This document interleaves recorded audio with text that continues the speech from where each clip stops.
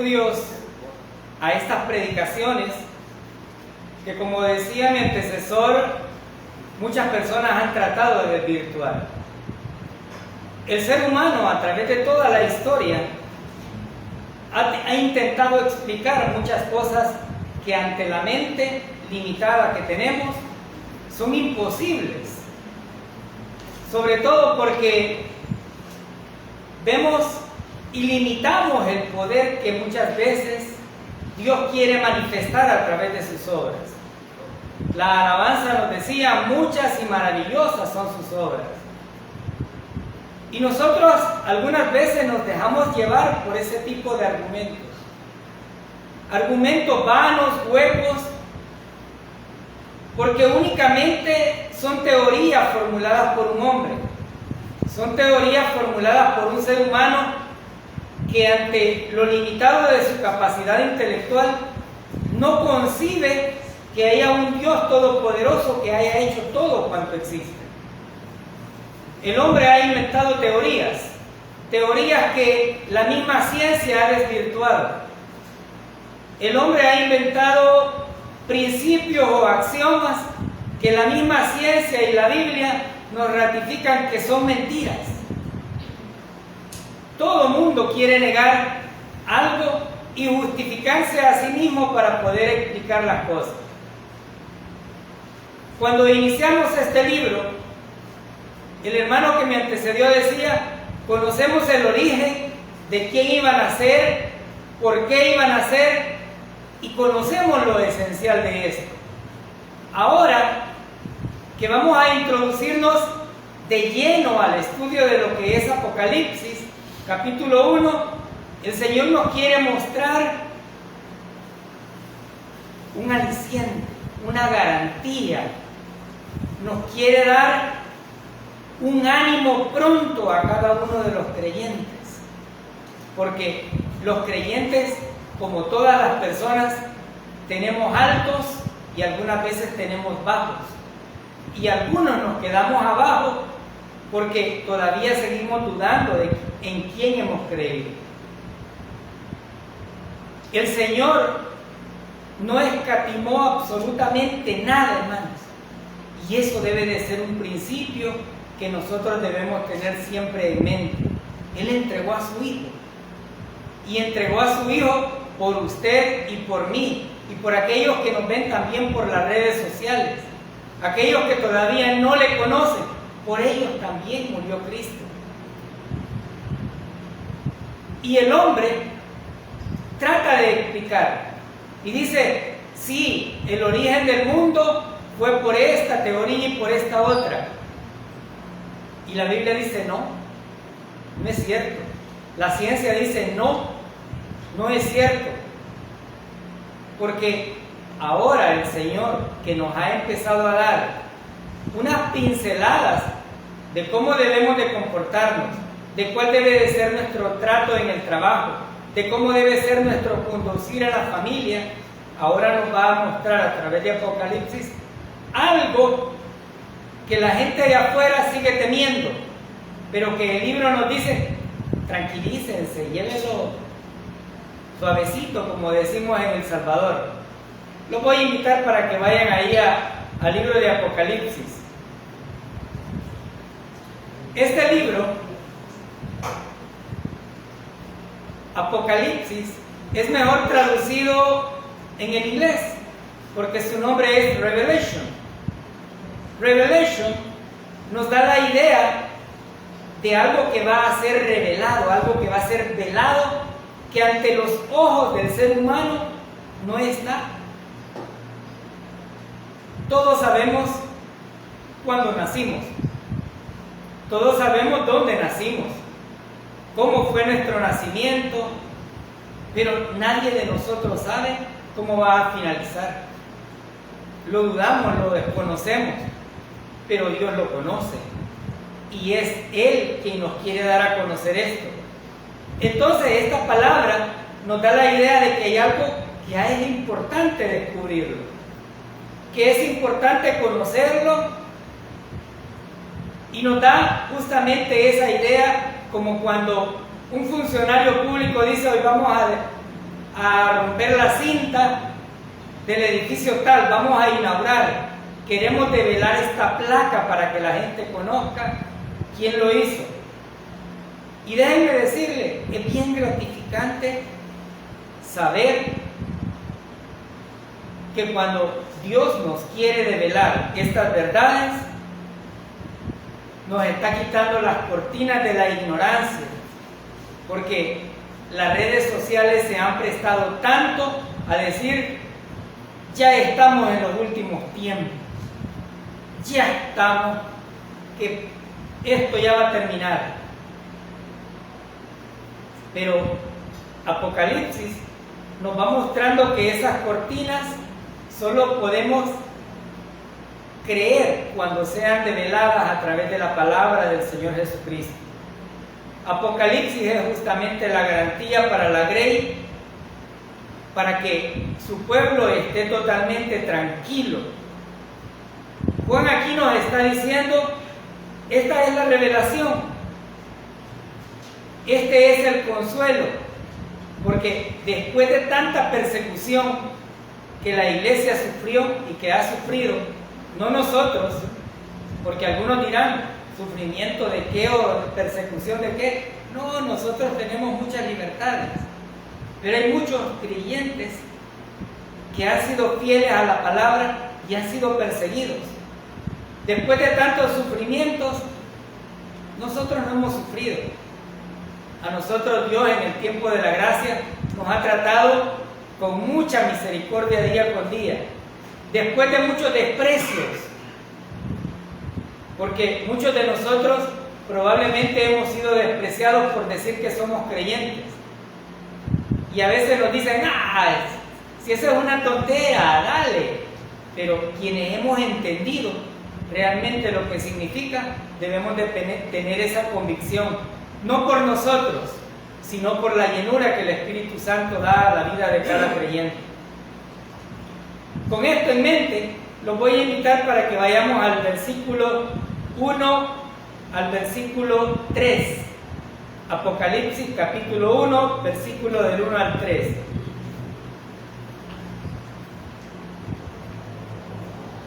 La revelación de Jesucristo que Dios le dio para manifestar a sus siervos las cosas que deben suceder pronto, y las declaró enviándola por medio de su ángel a su siervo Juan, que ha dado testimonio de la palabra de Dios y el testimonio de Jesucristo y de todas las cosas que ha visto.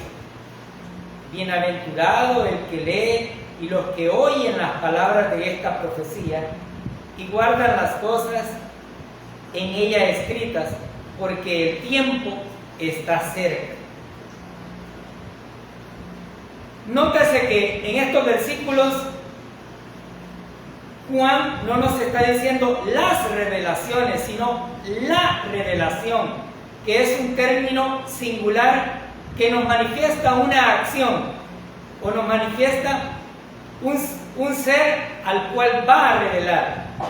Esta revelación justamente es Jesucristo.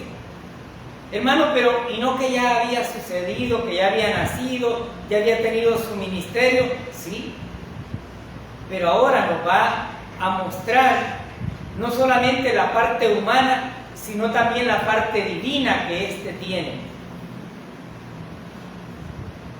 Esta revelación quiere decir justamente que lo que vamos a estudiar viene de parte de Jesús y es aparte o es justamente hacia la vida de Él y le pertenece solamente a Él.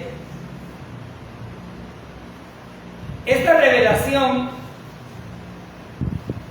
como Juan lo está manifestando, tiene un propósito. Dios siempre que da una instrucción, siempre dice el por qué nos da la instrucción. No nos deja solamente como un autoritarismo que dice hazlo y punto. No, Dios nos ilustra y nos dice hagan esto para beneficio propio, hagan esto para que les vaya bien, hagan esto otro para que tengan un buen caminar. Y ahora nos va a revelar el propósito de lo que es el libro de Apocalipsis. Y los mismos versículos nos dicen, para mostrar a sus siervos. Hermanos, ¿no es maravilloso que Dios haya tenido no solo la misericordia de salvarnos, sino de mostrarnos más allá de lo que nuestra mente finita puede entender? Si usted me pregunta cómo va a terminar el mundo, y si yo estoy afligido porque el mundo se va a terminar, no me preocupa. Pero allá afuera hay un montón de gente diciendo, híjole, la casa la acabo de pagar y no la voy a disfrutar. Porque aunque no lo creamos, toda la gente sabe que va a haber un final. Toda la gente entiende que va a haber un juicio. Toda la gente entiende que lo que nosotros vemos físicamente en este tiempo se va a terminar. Y digo entiende subjetivamente porque realmente no ha comprendido quién es Dios y qué es lo que ha hecho por cada uno de nosotros. Ahora, Juan nos está diciendo para mostrar a sus siervos las cosas que han de suceder pronto. Algunos todavía siguen diciendo, Pablo lo dijo en el año 86, 87, los profetas lo dijeron muchísimo antes todavía, y siguen desvirtuando y negando la venida de nuestro Señor, y siguen diciendo, las cosas que van a suceder ya están pasando. Por ahí hay unas sectas que dicen, no, si ya estamos en la tribulación, ¿qué más queremos? Si ya estamos pasando una dificultad grande, enfermos, sin dinero, a veces sin trabajo, con dificultades en todas las situaciones que vivimos, la carestía de los alimentos, ¿ya estamos ahí? No, no estamos ahí. Dios va a revelar a sus siervos y va a mostrar aquellas cosas que han de suceder pronto. Pero cuando nos dice aquello que ha de suceder, nos hace referencia a algo que va a suceder inminentemente. Como nosotros decimos en El Salvador, así, rapidito. Pero todavía usted puede seguir creyendo, pero ya pasaron bastantes años. ¿Sí? Ya pasaron muchos años, pero la misma Biblia nos ha enseñado que para Dios 1000 años es como un día, y un día es como 1000 años.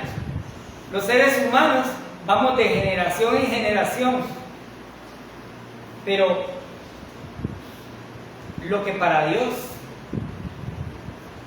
es un día, o 1000 años un día, para nosotros, cuando vemos 2023, decimos cuántas generaciones de seres humanos pasaron, pero para Dios han pasado 2 días. Y a veces no lo vamos a entender, porque nuestro tiempo se mide en el cronos, pero el tiempo de Dios perfecto se mide en el kairos, un tiempo en el que nosotros no podemos entrar. Pero para Dios no es nuestro tiempo. El tiempo que nosotros disponemos son unas micras de segundo para Dios, porque la palabra nos está exhortando y nos dice, no considere su tiempo como el tiempo de Dios. Nosotros nos sentimos alegres cuando despertamos en la mañana y decimos, un día más, Señor. Bendito Dios porque nos despertamos.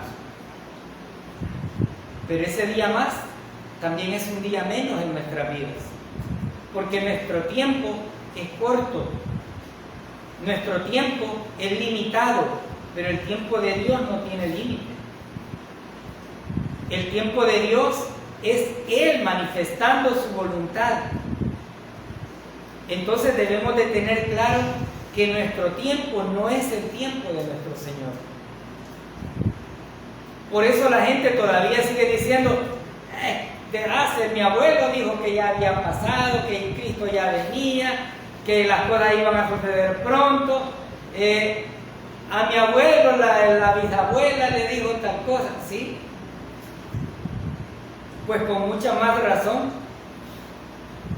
si aquellos hace 1000 años dijeron que Dios venía y las cosas que iban a suceder, cuanto más cerca está este tiempo hoy. Porque tengamos en mente algo, desde Adán hasta Abraham pasaron 2000 años. Desde Abraham hasta Cristo pasaron otros 2000 años.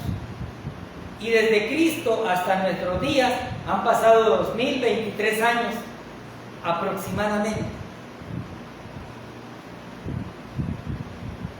Pero nosotros no los hemos visto. Leemos la historia que Dios nos ha mostrado, pero para Dios probablemente estemos en el 6º día. O estemos ahí por la tarde del 6º día.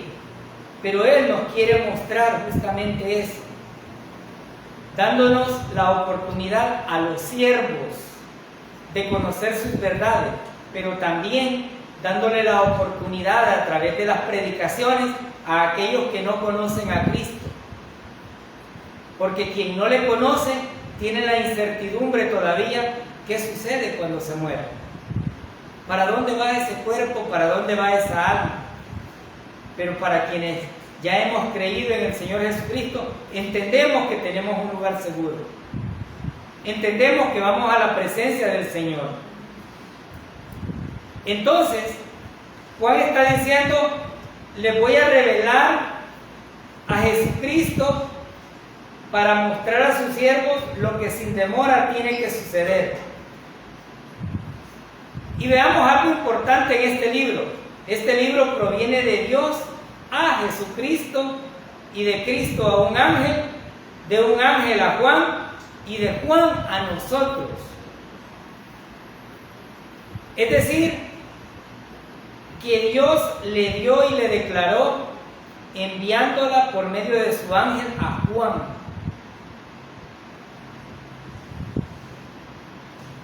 Aquí podemos observar que Dios utilizó a los seres humanos de acuerdo a las características que Él quería. Él utilizó el Espíritu Santo para decirle a Juan, esto es lo que vas a escribir. Esto es lo que quiero que mis siervos entiendan. Algunos pueden negar la autenticidad del libro. Y la pueden negar porque el ser humano está acostumbrado y es muy natural su aspecto de negación. Pero la verdad no tiene ninguna negación. Apocalipsis no solamente nos da el testimonio de lo que Dios quiere mostrarnos, sino que además nos da el testimonio de su Hijo Jesucristo. Y podemos tener la plena seguridad que cuando la Biblia nos dice que hay un testimonio, es porque ha estado en el lugar. El versículo 2 nos dice que ha dado testimonio de la palabra de Dios. Usted y yo no podemos dar testimonio de algo que no hemos visto, porque entonces estaríamos siendo chambrosos, no dando testimonio. El testimonio es algo que usted vivenció en el momento oportuno para entender o para revelar lo que había escuchado. Y aquí nos está dando a conocer que Cristo vio, oyó, estuvo y está dando el testimonio de lo que Dios quiere. Sin embargo, esto nos permite entender también que en este tiempo existen muchos falsos testimonios. Las redes sociales están plagadas de falsos testimonios. El ser humano está tratando por todos los medios, a través de la obra de Satanás, de pervertir la palabra de Dios de todas.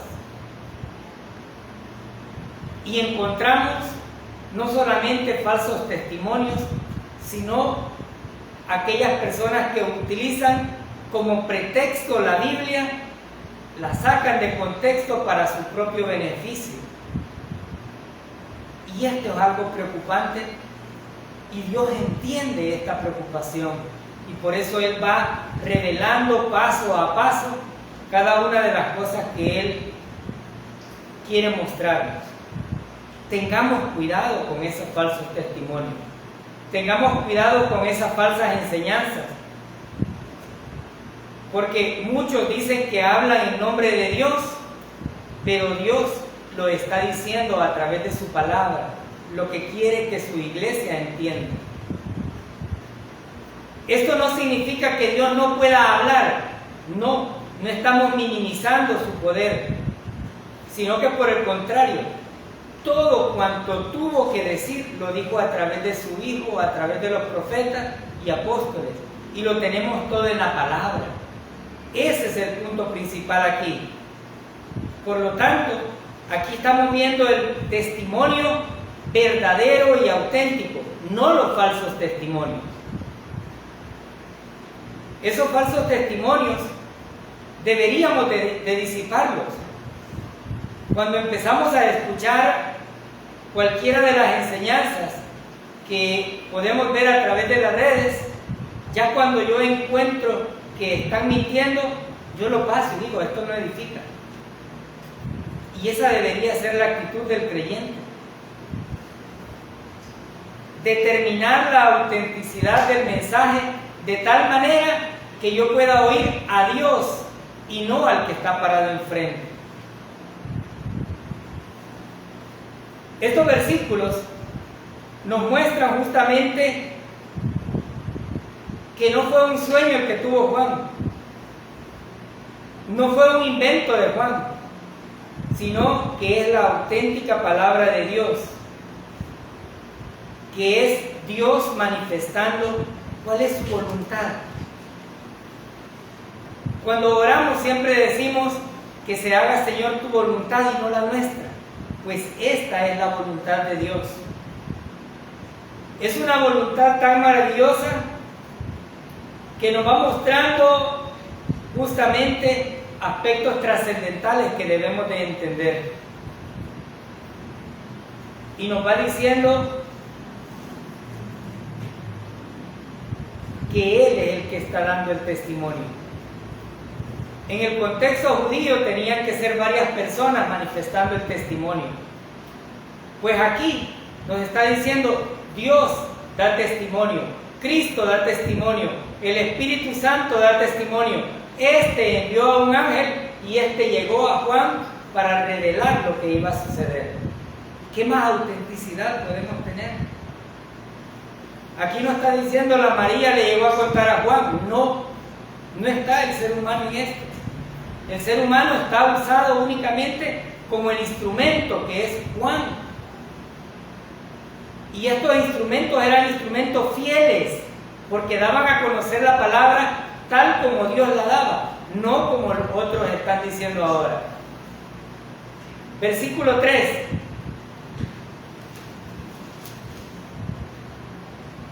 Bienaventurado el que lee y los que oyen las palabras de esta profecía y guardan las cosas en ella escritas, porque el tiempo está cerca.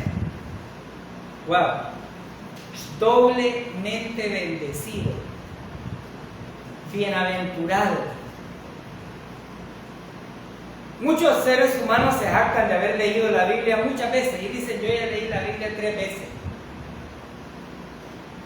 ¿Quién me va a venir a mentir? Pero usted podrá leer los 65 libros, pero Apocalipsis es el libro que tiene una promesa distinta.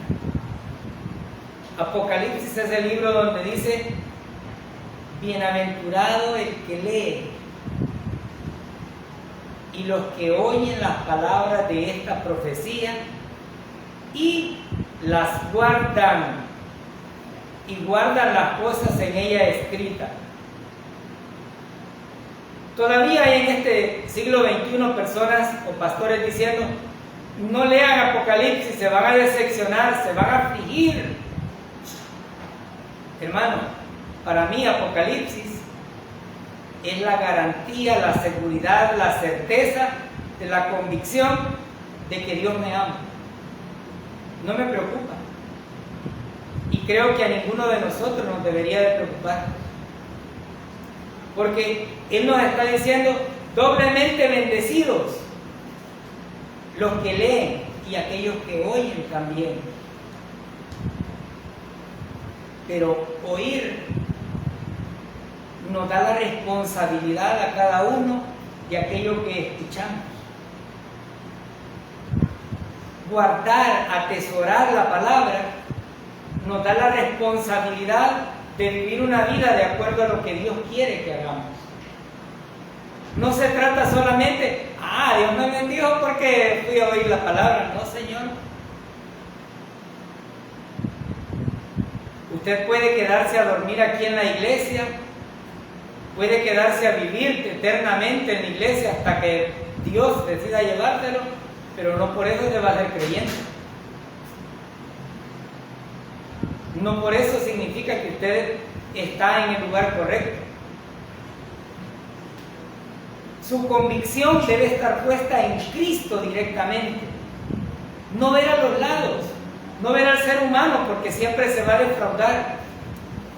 No empezar a escuchar otros que dicen que tienen la verdad. No, la verdad es Cristo.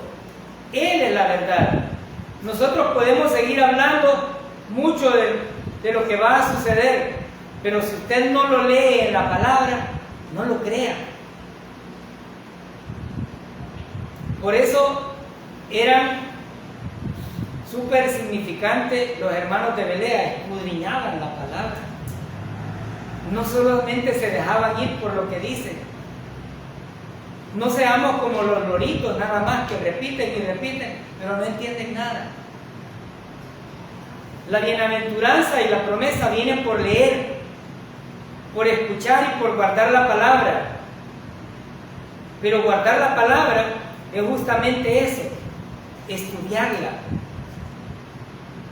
Implícitamente el Señor nos está manifestando a través de esta palabra que tenemos que venir a los estudios. Porque usted me dirá, no, pero yo en la casa leo la Biblia. Sí, pero yo le aseguro que pasa más tiempo en Facebook, en TikTok y en YouTube que lo que lee la Biblia.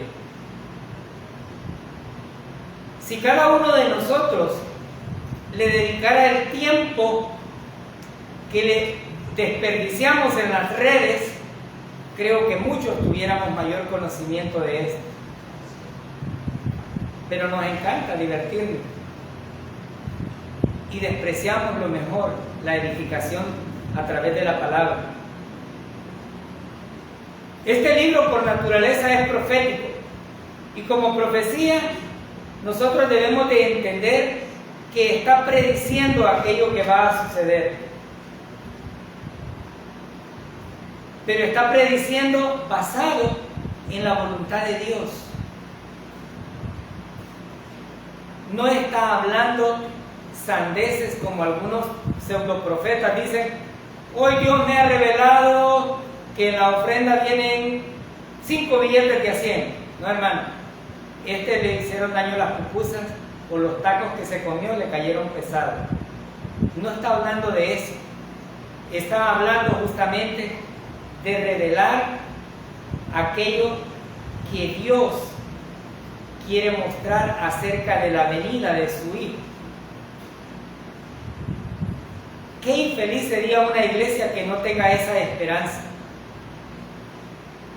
Qué infeliz puede ser aquella iglesia que está pensando, o aquella congregación o aquel grupo de personas que está diciendo: la casa de 3 plantas yo creo que me va a quedar a mí.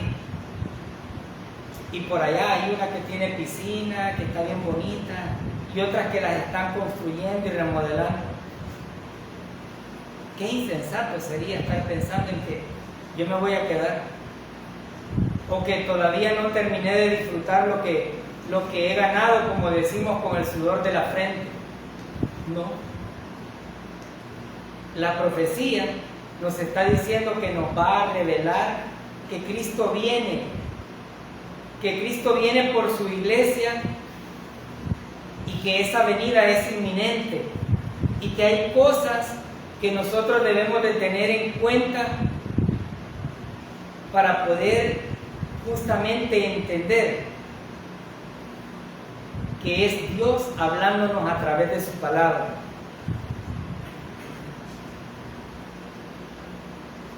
Aquí debemos de tener mucho cuidado justamente en esto, porque hay profetas y hay escuelas de profetas en este tiempo, pero la Biblia nos dice que el último profeta que detectó y que amparó y que ratificó el Señor fue Juan. No nos da ningún otro. En su sentido específico. En su sentido genérico, profeta puede ser aquel que lleva la palabra de Dios, pero no hay nuevas revelaciones, hermano.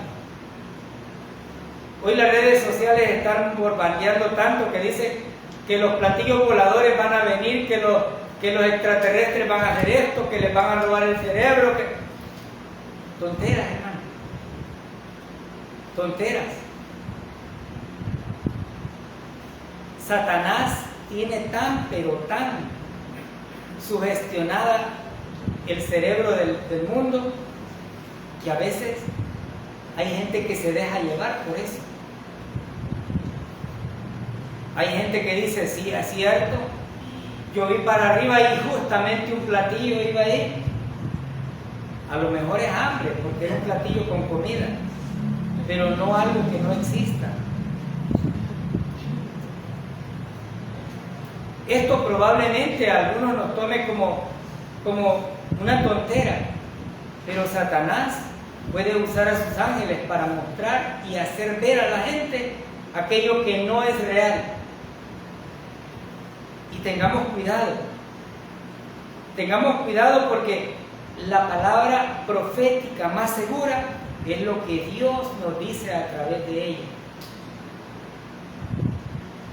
Usted no crea todo lo que decimos aquí, usted crea lo que Dios dice a través de su palabra. Cuando a usted le llegue a alguien y le diga, anoche oí la voz de Dios, ponga atención. Ponga atención no por lo que le va a revelar, sino porque es falso. Es falso y muchas veces nos sorprendemos de lo que estos dicen. Porque ninguna de las profecías, dice la palabra, fue traída por voluntad humana. Siempre fue Dios revelándola y siempre fueron los siervos de Dios recibiéndola y dándola tal como sucedía. Y lo estamos estudiando en el libro de Samuel. En aquel tiempo no era fácil confrontar a un rey y decirle, tú eres ese. Pero el profeta le revelaron que David tenía que pagar por su pecado. Y le dijo, tú eres ese ladrón, tú le quitaste la corderita. El rey tenía la potestad de mandarlo a matar. Pero el profeta tenía la responsabilidad de dar íntegra la palabra que Dios le había dicho. Yo me pongo a pensar en algunos de los profetas cuando tenían que dar anuncios difíciles al pueblo. Y digo, qué difícil ha de haber sido esa tarea de darle a conocer a alguien una razón que Dios mandaba justamente. Imagínense aquel que le dijo, te dan tantos días para que te muras. Y nos ponemos a temblar si ya sabemos cuándo nos toca morirnos. Cuando a un rey le dijeron, ya te quitaron el trono, papá, te quedaste sin nada, y después de tener todos aquellos deleites, todo a su disposición, ahora no tiene nada. Aquí los profetas fueron justamente eso, hablando Dios por medio de los hombres. Esto no significa que Dios no haya podido hablar, sino que muchos de nosotros nos asustaríamos si realmente Dios nos hablara audiblemente. Probablemente no lo resistiéramos. Así es que cuando escuchemos a alguien decir hay nuevas revelaciones, usted diga, no hay, porque la que existe ya está escrita. Este libro tiene una importancia muy específica. El tiempo se acerca. Y está tan cerca como que Dios viene. El libro de Mateo nos dice de que se iba a enfriar el amor. Y vemos ahora que los seres humanos vemos un accidente y estamos más preocupados por mostrar en las redes sociales el accidente que por auxiliar al que se ha accidentado. Escuchamos decir que se murieron tantos en este accidente y decimos, sí, por locos, sí. Nos hemos vuelto insensibles. Vemos muchas veces a una persona necesitada y en vez de auxiliarle, le decimos que Dios te bendiga. En medio de la congregación nos comemos entre nosotros, aún siendo hermanos. En medio de la congregación juzgamos a aquel a través de la ley cuando ya no estamos en ese tiempo.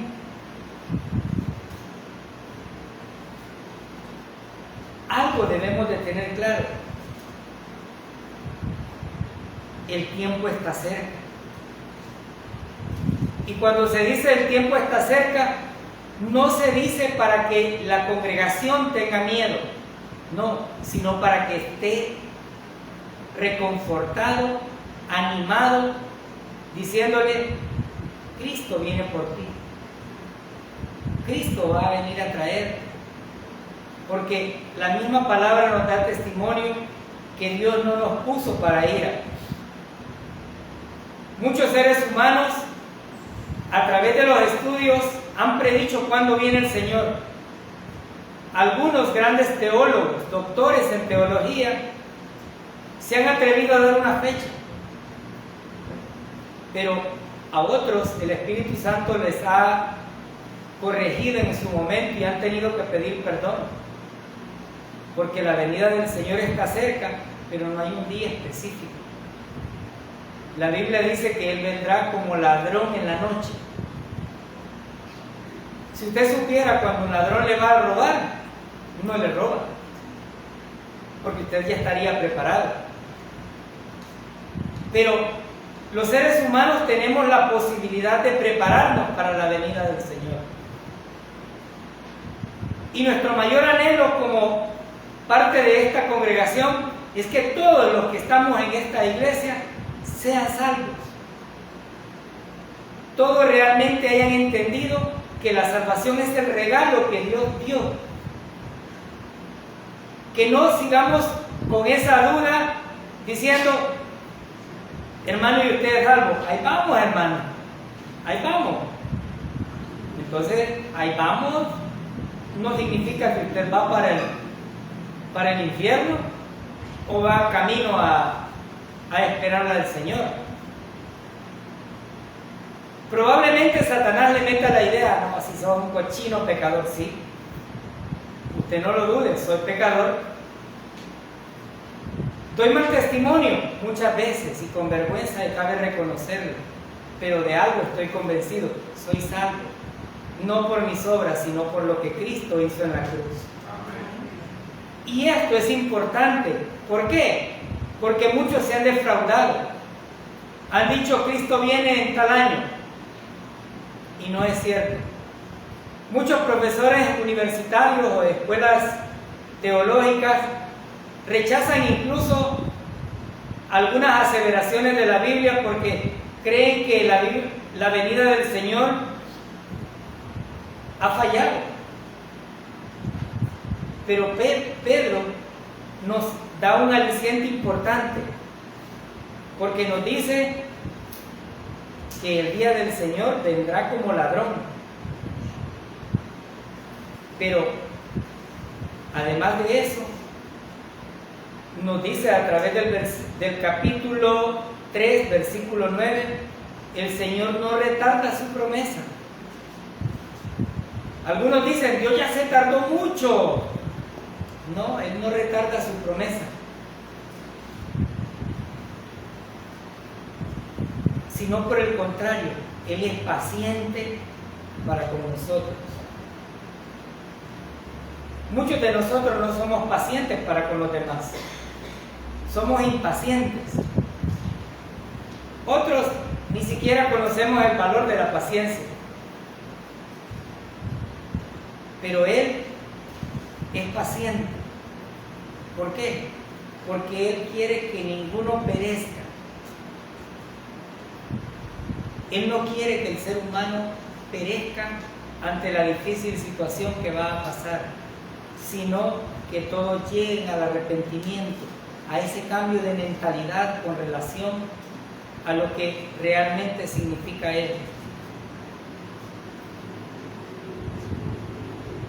Cambiar de mentalidad no es fácil para aquellos que se creen autosuficientes, para aquellos que tienen como lema principal una religión.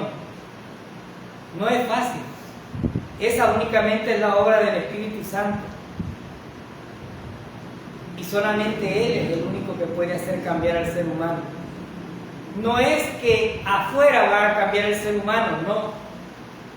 Las congregaciones están llenas de seres imperfectos, lavados con la sangre del Espíritu Santo y de Dios mismo.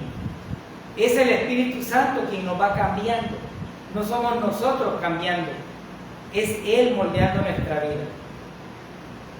El escritor de esto manualmente es Juan y tiene destinatarios. Cuando hay una carta siempre va dirigida a alguien. Y aquí los destinatarios fueron las iglesias, las 7 iglesias de Asia Menor. Estas iglesias nos dan la certeza de que existen, que existieron y que Dios contemplaba dentro de su plan perfecto que nadie se perdiera. Y probablemente Pablo haya sido quien haya edificado a través de la palabra o evangelizado estas iglesias. Pero independientemente de quién lo haya hecho, el mensaje es de Dios. Aquí no se trata de que quién habló al frente, no, ¿qué nos quiere decir Dios? Estas iglesias representan en este tiempo el estado actual de la iglesia contemporánea. Muchos se nos enfrió el primer amor. Empezamos cuando fuimos salvos con aquel entusiasmo, viniendo a los estudios, estudiando la palabra, compartiendo con los hermanos. Y le dijimos al Señor, Señor, regálame un buen trabajo porque ahora soy creyente. Y nos dio ese trabajo y se nos olvidó quién nos lo dio. Perdimos ese primer amor. Otros tenemos un pie en Sodoma y otro queriendo entrar a la tierra de Dios. No nos queremos comprometer. Hacemos como los novios. Yo sí te quiero, pero no me caso con vos. Entonces no le quiero. Yo sí te quiero, pero vos en tu casa y yo en la mía. No. Dios no demanda que usted tenga un pie a un lado y otro en otro lado, sino que le demanda integridad completa para Él. Estas iglesias nos muestran justamente que es Cristo en el centro, gobernándolas, porque la iglesia no es de ningún pastor. La iglesia no se debe a una denominación. La iglesia no se debe a un grupo selecto de seres humanos. la iglesia la compró Cristo con su sangre. No es mi iglesia, porque algunos decimos mi iglesia, pero esa mi iglesia es porque yo también me identifico con ella, pero no porque yo sea el dueño. Yo no puedo salvar a nadie. Yo puedo amar mucho a mis hijos, pero no los puedo salvar. Jamás. Y yo se los he hecho saber no solamente una vez.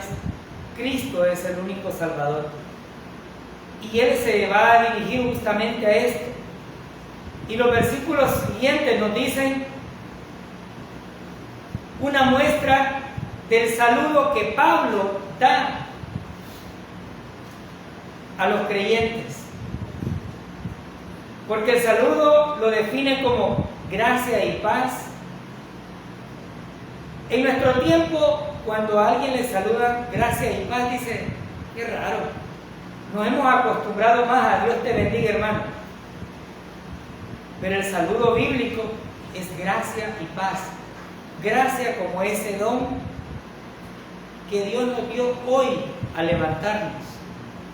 Gracia como ese don que Dios nos dio al alimentarnos, de bañarnos, de ver la claridad de un nuevo amanecer. Porque hablamos técnicamente y decimos es el don inmerecido, sí, pero es lo que tú y yo no merecemos, pero que Dios nos lo dio.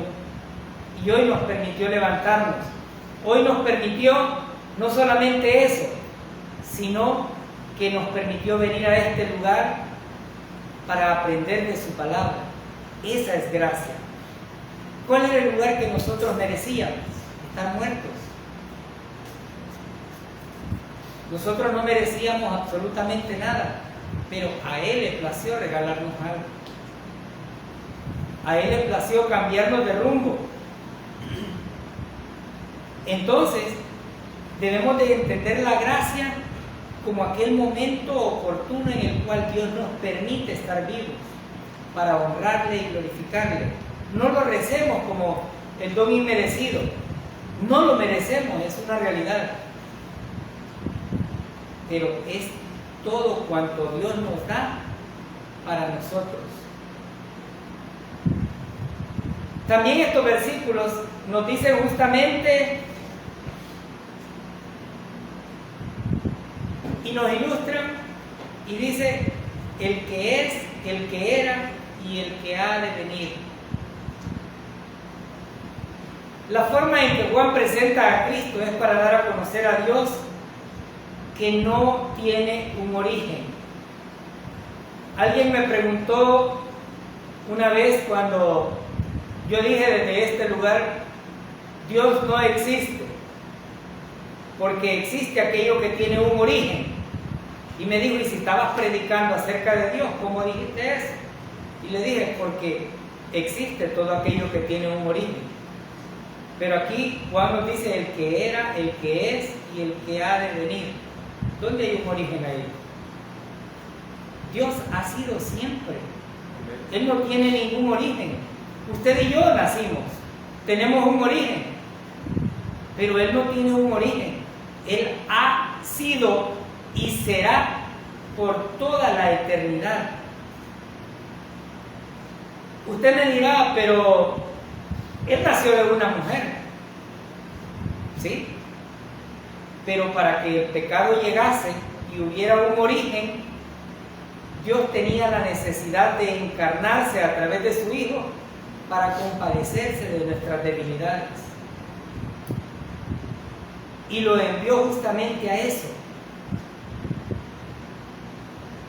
a compadecerse y entender cada una de las situaciones que nosotros pasamos. Pero no tiene un origen Dios. Él vio la necesidad de materializar a su Hijo para que nosotros viéramos en su Hijo la deidad y la plenitud que Dios tiene para cada una de nuestras vidas.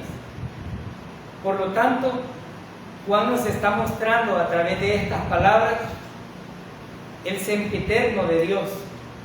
Por eso nos dice el que es, el que era y el que ha de venir. Cristo viene, hermanos. Cristo viene y no viene solamente por venir a pasear como nosotros hacemos algunas veces, sino que viene por su iglesia amada. Estos versículos también nos dicen que es para los siete espíritus. Y esto se refiere a las características del Espíritu Santo. Porque alguien podrá decir, entonces a saber cuántos espíritus hay. Vayamos a Isaías capítulo 11, versículo 2. Isaías capítulo 11, versículo 2. Isaías es un libro profético en donde se nos muestra aspectos importantes acerca de la venida del Mesías. Y en este capítulo, el versículo 2 dice, y reposará sobre él el espíritu de Jehová, espíritu de sabiduría y de inteligencia, espíritu de consejo y de poder, espíritu de conocimiento y de temor de Jehová. ¿Sobre quién? Sobre Cristo. No está hablando de cualquier espíritu, sino que está hablando de la plenitud completa de lo que Cristo es a través de su Padre.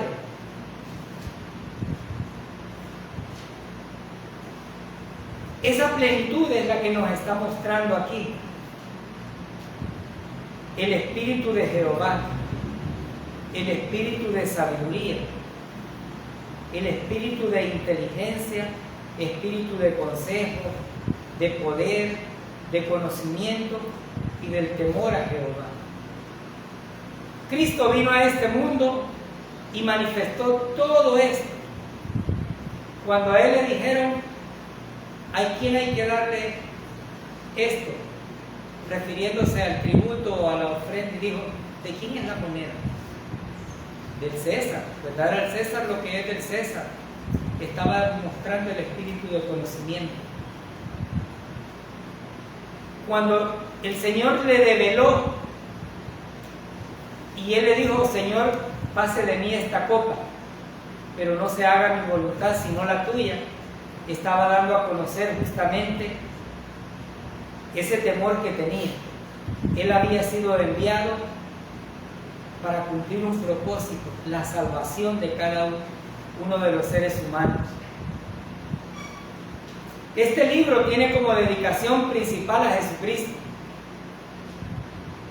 Si usted dice que conoce a Cristo, déjeme decirle que este libro nos va a dar un amplio bagaje de lo que realmente es Él.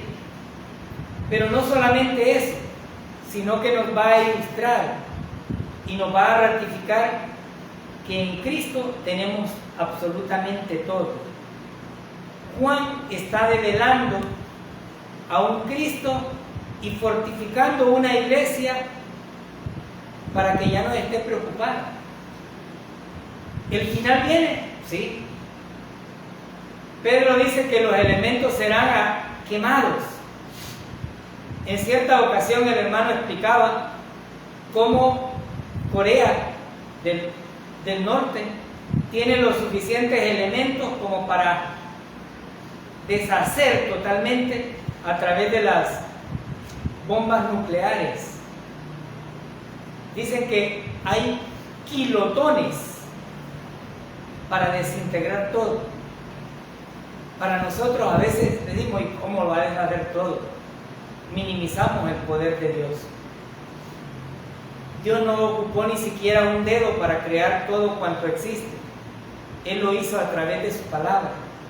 Y aquí nos está dando esa garantía de que Él viene.